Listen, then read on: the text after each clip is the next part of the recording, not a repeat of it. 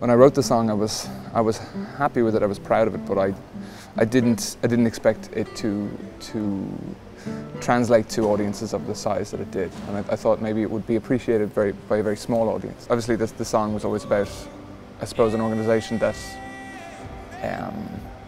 preaches against certain elements of sexuality. Well, I don't think punches are pulled in the song, really. But.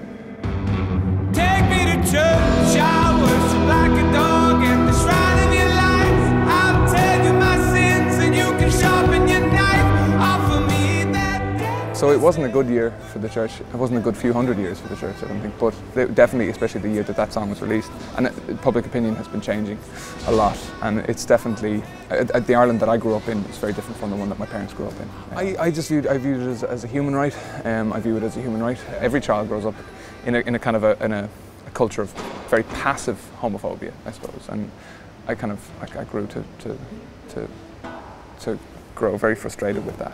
It reflects on all of us if we tolerate it, and I think it's on all of us to recognise if something's wrong and change it.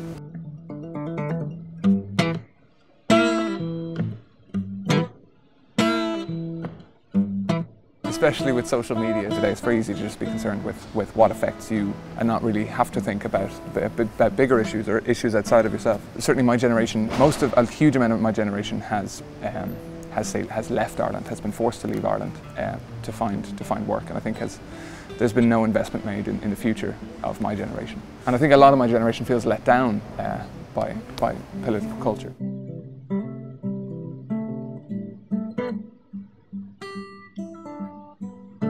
Parts of it, of course, it's an incredibly important tool, and especially for sharing ideas, and especially in a time of crisis when everyone becomes a journalist if they need to be, you know, and that's very important. And everyone holds in their hands something to document something and to share ideas, to share information.